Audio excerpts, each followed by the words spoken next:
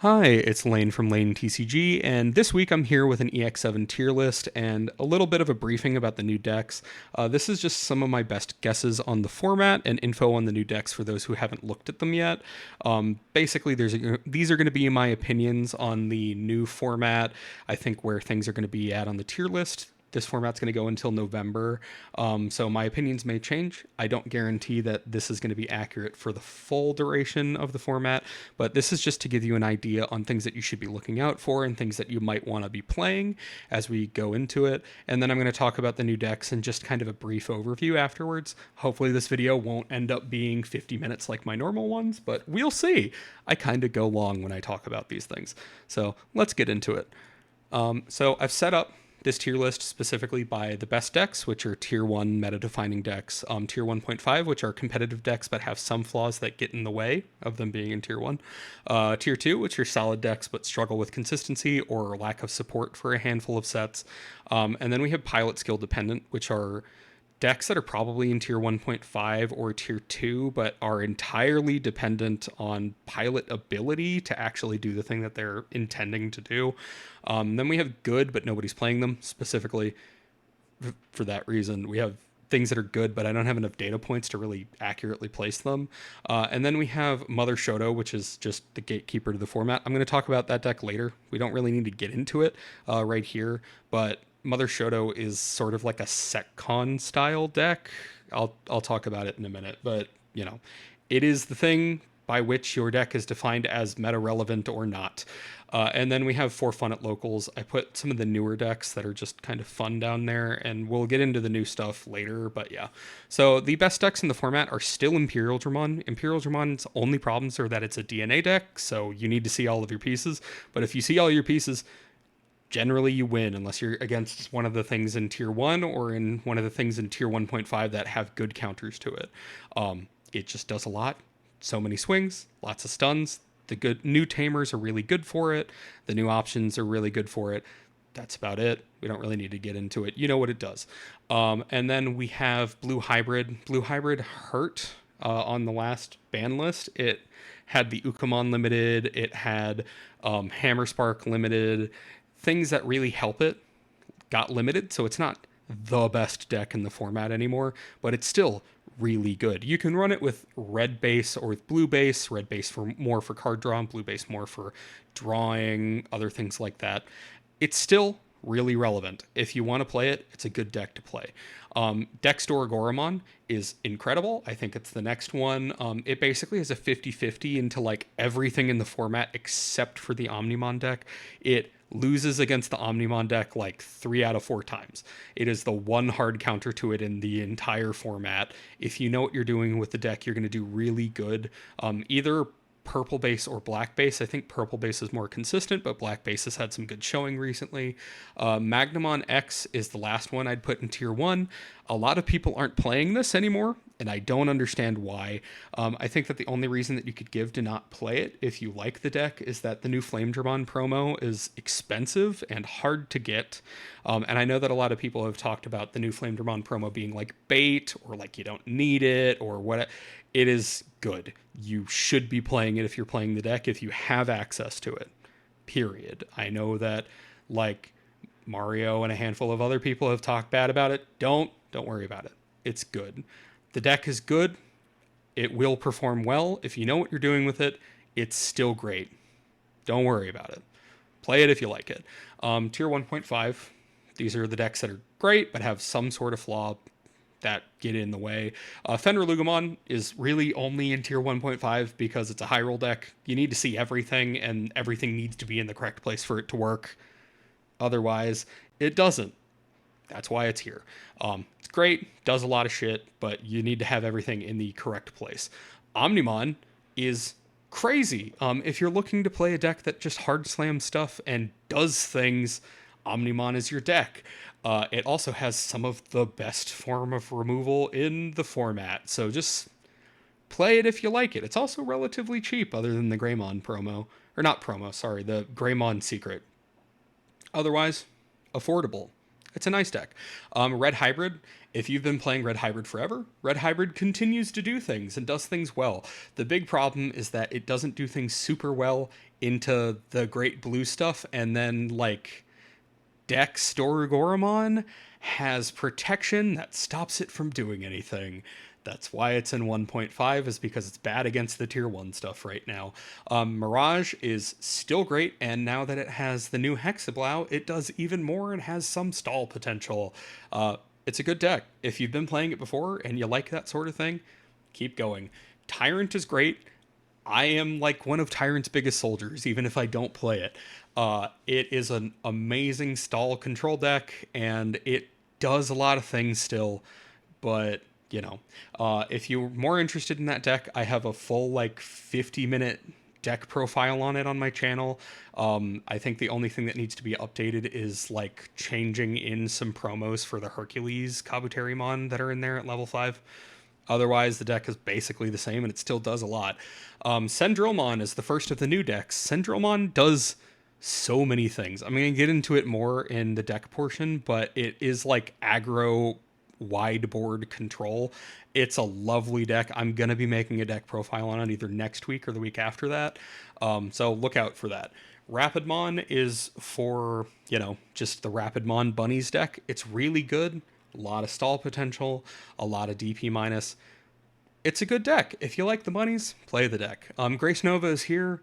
It's a very good deck, but it's like bottom of tier 1.5 because it needs so much to go off. Zephagamon from Liberator stuff is great. It's either bottom of tier 1.5 or top of tier 2. Does a lot. Big swings. If you're looking at playing something new that's actually aggro, play it. It does a lot. I'll get into it a bit more later. But yeah, bottom of tier 1.5, top of tier 2. We have Hexeblaumon at top of tier 2 on this list. Maybe 7 Great Demon Lords should be there, but I'll get into why I think that that's a bit more mid in a second. But Hexeblaumon does a lot. The problem is it's just missing support that's actually Ice Snow, and that comes in EX8. So it's kind of in the EX8 waiting room, but for now it's there. Eosmon does a lot more than I thought it was. I think I put it at like bottom of tier 2 previously. If the game goes long, it does so much. So play it if you're interested in like stall go wide decks. Patamon, like the yellow vaccine deck, is here. The ban list hit it much harder than I thought it was going to. I'm still a proponent of Patamon being banned or limited to 1. I think that it's too generically good, but it doesn't do nearly as much as it did with vaccine armor anymore, which is good, frankly. Most of the other things I don't really need to get into specifically. I think 7 Great Demon Lords had the biggest up that it had recently because Shoto exists, and Shoto being able to give any of the things that you hard play blocker on the end of your turn actually helps the deck a lot with stalling long enough to get into your end game. But the problem is being able to like draw enough things to get to your end game or mill enough things to get to your end game and last that long against decks that go so much faster than they used to. And we're just going to go down now to pilot skill dependent. So Lilith X is here. I know that a lot of people have had very good results with it. I personally have not. And it is unfortunate because it is one of the decks that I've been looking forward to the most. But as far as purple decks go, it's a lot more linear than most purple decks do, which isn't personally my thing. But it just hasn't been able to do things for me. I know that if a person is very good with it, it can do a lot. It did a lot in JP on a handful of occasions. It even topped like decently large events. I know that it can get there. I just haven't been able to do it, and I haven't seen too many people do it.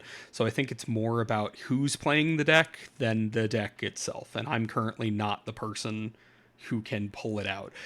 We have Mummy Loop after that. Mummy Loop still good deck. The problem is it just takes so long to do the thing that I think that you end up waffling around for a bit longer than you want to in the current speed of the format. Though if you know what you're doing, I think that you can pull out some games with it. Sukuyamon is here. I've seen Tsukuyamon do a lot of things. I played against a person yesterday who did a ton with it before I eventually won. The issue specifically is knowing all of your lines and that you need to run so many options and it just doesn't have the amount of support that it needs to get there. I think that if a person's playing it really well, though, it could be tier 1.5. But I think most of the time it's probably actually at the bottom of tier 2. We'll see, though. I think with the new support that they've teased, it gets a bit better, but, we'll see. And then we have good, but nobody's playing them because they're good and nobody's playing them. I think Zephagamon is one of the biggest sleeper hits of the format. There are a lot of things that are really good right now that play things by effect, either as protection or as part of what they do. We're looking at like Imperial, we're looking at like Dexdor-Goramon, we're looking at like Cendrillmon, or also things like Omnimon sometimes. I know Cendrillmon does because I've been playing that deck like crazy. And being able to respond to all of those things by playing a Leviamon, interrupting their game plan and deleting a bunch of stuff, I think is extremely good in this format, and I'm not sure why nobody's playing it. We'll see. If you want to be the person who tests it, let me know. I would love to hear what it does. We have Ragnarlord. Ragnarlord's good. It just... nobody plays it anymore. Numemon is here. Numemon had got eviscerated with a new ban list, but it's not dead as a deck. Just people stopped playing it. It went from being an aggro rushdown deck to being a control deck, which is not what people like to play. I love to play control decks. Don't get me wrong, but people don't love to play hard control decks, and it is a hard control deck. The rest of these are things that you've seen before.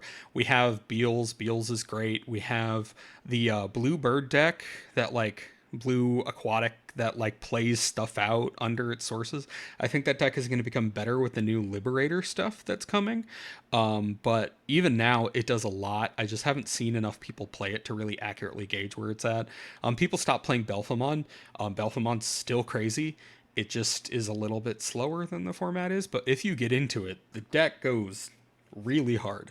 We also have 3 Great Angels, which nobody plays. It's a good deck, but nobody plays it. I think that's it. I just can't accurately gauge because, who does? And Fenglong is just a bit slower than it should be. Yeah, the effect is great. It's just slower than you want it to be. We have Mother Shoto, which again I'm going to get into later. It's just SecCon in a different way. And then we have stuff that's for fun at locals. We have Beelstar, with the new 3 Musketeers stuff, which is fun, flashy budget deck, but it's just a fun, flashy deck, not a competitive deck. Unfortunate, but true. And then we have Nature Spirits with Tlaloc. Tlaloc is extremely underwhelming. Funny, but extremely underwhelming. And we have Argamon here. I don't know why I even included Argamon because nobody plays it, but it is interesting. I also forgot to put Dragon Link on this, and Dragon Link should be in pilot skill dependent, I think. I think it's potentially good enough to be tier 1.5, but it's definitely solidly tier 2 at least. It's just pilot dependent and piece dependent, which kind of hurts it. We're going to get into the rest though now, and I'm just going to do a brief overview on each of the decks and we'll get through all that really quickly. But if you were just showing up to, see where I think things are at and my reasoning behind it, that's it. Please like and subscribe, and I hope I'll see you in my, deck profiles or any of my shorts or anything. But otherwise, hope you guys have a nice day, and we're going to get to the rest of it now. So, see you in a second. All right, we're going to get into the decks in the format that I want to go over for the new stuff. They're going to be roughly in competitive order, on how I think they are in the tier list, but, we'll see. Your mileage varies based on your opinion of my opinion, but yeah. So we have Cendrillmon as the most meta-relevant deck in EX7 for the new stuff. I think that it's going to have the biggest splash competitively in the global format long-term of the Liberator stuff that's come out so far. I think this deck has a lot of open-endedness on your build path, with what, 3 different versions, specifically an in-archetype version that focuses on the Shumon line, and then you have versions that are running value engines from Sistermon and Chessmon. Both of them are actually fairly competitively viable if you're running either of those, and there's a extremely good amount of flexibility on build. You can kind of toolbox with it if you want to, really. And it's super rewarding to dig in on like the new builds, and Orisa as an engine maker is surprisingly powerful as far as things that have been included in Digimon so far. So if you're the type of person who gets a lot of like personal value out of customizing your build and tuning it to your preferences, I think that this is the one that you should be looking at. But if you want to know what it does, it specifically has a wide body aggro strategy where you're playing a lot of tokens, playing a lot of level 3 puppets off of the Orisa, giving your tokens and puppets rush when you play them by effect. And it has a lot of DP minus control elements with overclock. It can also lead to a lot of shenanigans. So overclock, you delete either puppet for this deck, or a token specifically to attack at the end of your turn, so in your end of turn step. And that is not once per turn. So you can do it multiple times depending on the engine that you're running, right? And when attacking with the EX7 Cendrillmon, you give one of your opponent's Digimon minus 6,000 DP for the turn. And I have had turns while testing where I've been able to attack 3 different times with Cendrillmon, and you delete a token for one of them, and the token also gives -3. So I've done minus 21,000 DP on a single turn. Granted, on that turn, you're likely going to end up winning, but if you don't, you like fully wipe your opponent's board. It can do a lot of different shenanigans based on what you're doing, and I'm gonna be doing a deck profile on this one, either again next week or the week after that. And this is going to be like a long video for me, because I'm probably going to be getting into the 3 different versions of it, or at least the Chessmon and Sistermon engine versions of it. I think that those are more interesting than the in-archetype one. And I know that there are videos about the in-archetype Shumon builds, but I don't think that there are proper engines on, or videos on the Sistermon engine or the Chessmon engine so far. If you're looking for stuff on the Sistermon engine, DigiPanda made a video on it, which put me onto this deck as like a thing that I was interested in. So you can look at that for like some ideas, though he didn't really get into a list. It was more just like concept piece. But again, watch DigiPanda. He makes good videos. We're going to get into the other stuff now, though. So Zephagamon is next. Zephagamon is a solid deck, but I'd put it at the lower end of tier 1.5 or the top of tier 2. Potentially. In Japan, Zephaga did better than the other decks from EX7 and Liberator in general. But in our best of 3 format, I think it lacks a great way to get into its top end, and it only gets memory when killing things in battle, which thankfully it's really good at. But I think its biggest issues are like lack of start of turn piercing, and that Vortex is an end of turn effect, so you can only attack with 1 Vortex trigger each turn, or 1 Vortex trigger each end step, which Shoto, the new one, the EX7 one, is really good in this deck because it gives piercing blocker and then unsuspend something when you like, attack on your end step. But I think the problem with it is that if you had piercing in the beginning, then you could do more shenanigans with Zephaga. But what the deck really wants to be doing is have enough like memory stuff, or like having enough trainings or things on the board so that you can put your opponent to 1 and then use a Vortex to attack into your opponent's Digimon and get the turn back and unsuspend, and then do more things and then attack with Vortex again while having piercing to get into security for like 2 or 3 or 4 checks, right? So it's really nice, but I think that the problem is that you only get the memory back when you kill something, and you really need to be able to do the like Vortex end of attack or end of turn effect to like do things. I think that with future support like an ace card or more tamers or more line support, this deck is going to do a lot of things. But if you're looking for a new deck in the format that like does big aggro stuff, and you're like a big aggro player, if you want to play something new, this is something to look at. And it also has a lot of like nice bottom deck effects and ways to give it self-protection from your opponent's like effects. So it's a good deck. If you're interested in aggro decks, this is one that you should be looking at. Okay, so Hexeblaumon, we're going to speed up a bit because the more I talk about these, the less meta relevant they become. Hexeblaumon and the new Ice Snow cards are all really powerful. Iceclad as a keyword is extremely powerful in anything that strips sources regularly, and it can get over Mother Shoto because it specifically changes the game rule instead of being an effect. Its big issue is that the old Hexeblaumon support has not kept up with the times at all, and lists are currently running Mirage as a secondary lead, or Hexablau is specifically being splashed into Mirage at times itself to help stall to set up its strategy. It's not really a deck by itself at the moment, but in future, when EX8 comes around and we get Scottymon, and all the new Ice Snow support that strips sources and all that sort of stuff, and then the new Tamer, this deck is actually going to be able to do things. So look forward to that if you're interested in blue source strip as a strategy. And then we have Lilith X. This is the deck that I anticipated the most in this format, and in testing, I'm having no luck with it, like at all.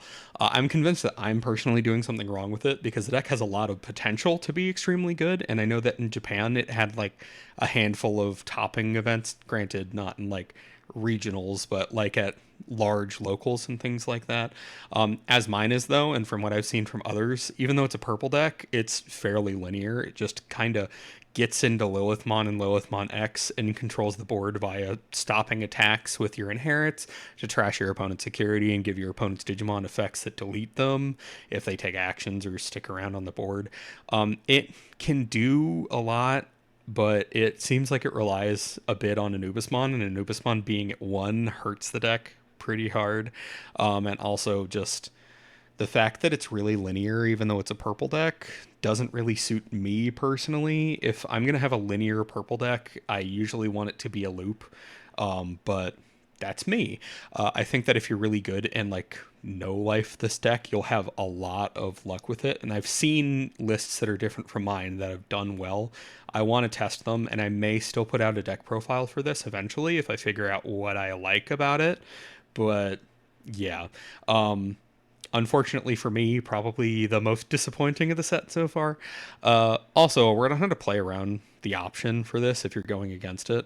It gives all of your Digimon delete a Digimon on the end of turn. So you don't have to delete the Digimon itself. I know a lot of people think that that option like makes you delete this Digimon at the end of the turn. It does not. It is delete a Digimon. So if you order it correctly, you can trigger your effects in a way that only wipes half of the board instead, or have everything target something with protection so that it won't die. But yeah, you can play around it in a way. And also in the mirror. The mirror is a slog, by the way, but in the mirror, your Lilith X should not target your opponent's Lilith X if it is your turn, because it's going to end up dying. Target their other stuff. Otherwise, you're going to have a bad time. Moving on. Dragon Link, which I forgot to put into the tier list, though I did mention it, is kind of tamer. Not tamer. It is tamer reliant, but it is like player reliant, I think, on being good at it. The new Metallic Dramon and Volcanic Dramon are like really nice. And the new supporting cards are actually okay. The biggest problem is that there isn't a new Tamer, and there isn't like a new Hina to support everything. The on-play when attacking effects are like actually kind of crazy though. Digivolve 4, on Metallic and delete one of your opponent's Digimon with the lowest DP on Volcanic is like crazy. And they're not once per turn. So if you can figure out a way to make them unsuspend and do the thing again, it's really powerful. And Hina being able to do the wind digivolving when something's played is crazy. I wouldn't be surprised to see this end up in tier 2 or even tier 1.5 if a person really knows what they're doing. But I can't accurately place it because I've seen like nobody play it. I know a person who's trying to fully alt art the deck in real life, but I haven't seen anybody play the deck yet. I haven't run into it in the sim once. I haven't seen a person post a video about it online yet. I don't straight have not seen it do anything yet. And digivolving for 5 into it to like start the chain of like on plays is a lot of memory. I think it may end up just being a little bit slow to do anything. I think it's, yeah, again, like prime pilot focused material on my tier list, but again, just, I don't know, I haven't seen it do anything yet. And Mother D Reaper Shoto. What if we made a security control deck that swings? It's the new gatekeeper to viability. By itself, it's a long game stall deck that builds up board state long enough that it wins by ending you with like various aces and level sevens that it can finish on. The deck itself is prone to bricking though, because your card draw comes specifically off of tamers that you can't easily search for, being your starter deck tie, and requires the Shoto to actually do anything. You need to mulligan to see the Shoto in hand, and preferably also a tie. Otherwise, you're going to have a really bad time. But this is like the new security control deck. Build paths vary extremely based on your local or global meta calls. It can do about whatever you want it to do in the game on a long enough clock. There are two bases that I've seen currently. There's a black base that runs like Etamon and runs Mamemon to play out your tamers. And that one has like Mega Gargamon Ace and a few of the yellow things like Cherubimon so that you can alliance with the Mother D Reaper to like go for game. You also have a yellow base that's specifically running like Magna Angelmon, other stuff like that. So you can again get into Cherubi, but also like Valk and other things to do more swings. You can also run any level 7 that really matters. Quartz goes really hard in this deck. I think that Shoto Mother D Reaper is going to have a better showing next set, specifically being a sub strategy in like hybrid stuff though, as opposed to its own deck. But currently, this is like the boogeyman of the format. You need to be able to figure out what to do if you go against this deck. It's just sort of like SecCon was previously, where it's like, what do I do when my opponent plays one or two things a turn and their turn is over and I can't do anything? You need to know what you're going to do against it, but that's about it. Otherwise, it's not really a huge thing to worry about. You just need to beat them before they get like 3 Mother D Reapers on board and more than one Shoto. And then we have 3 Musketeers. The cards are gorgeous. Unfortunately, this deck is kind of a dud. It's really fun, but it has extreme consistency issues due to how it is designed. If you're looking for a budget deck this format that actually feels fun to play, it's really nice for like a locals deck. I think like Magna Kid is also like 50 cents right now for the regular and not the alt art. The alt arts are expensive, granted, but like everything other than the Beelstar X is relatively affordable last I checked. The deck basically wants to get options under your Digimon as quickly and as much as possible, but it doesn't have an easy way to use options for reduced cost, other than like the free use when digivolving, and it doesn't have a tamer that sticks options under Digimon.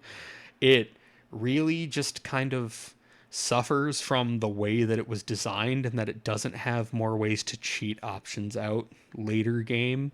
Basically, like your ideal stack, you can use the Beelstar X's effect twice, which is like trash the top of their security and kill one of the opponent's Digimon by bursting things with 3 Musketeers in your sources, which is good, granted. Like, you know, getting rid of 2 security and getting rid of 2 huge things on the board is very nice, but it's not enough to clear out games.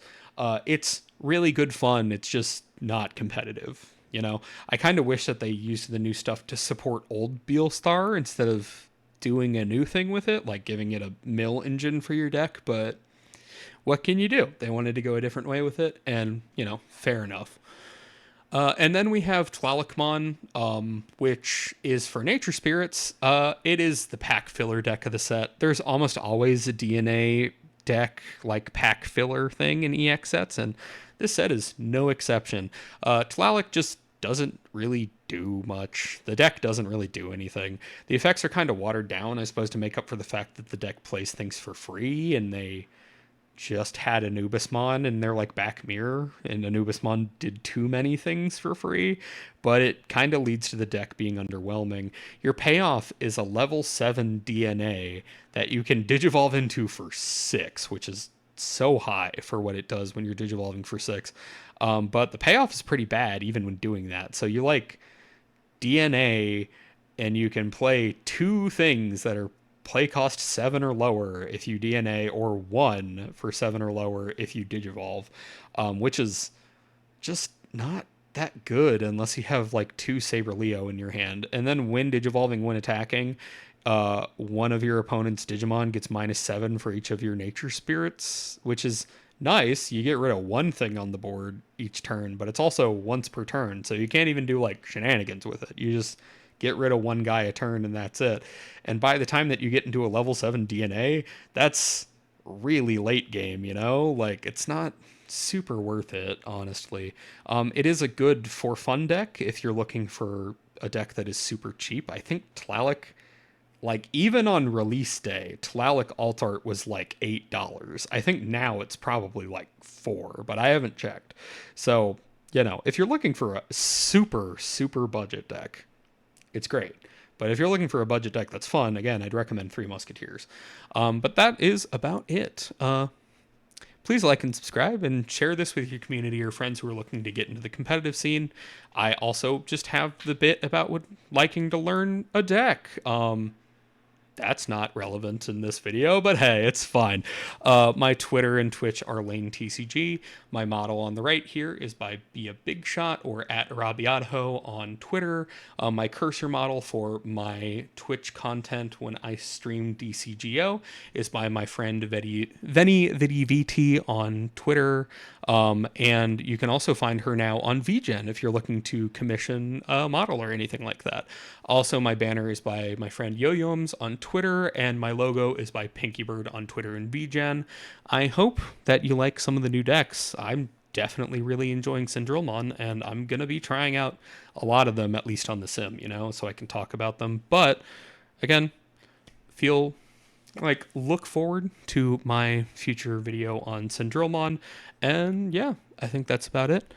Thank you for watching, and I hope you have a good time, and good luck at your locals. See you later.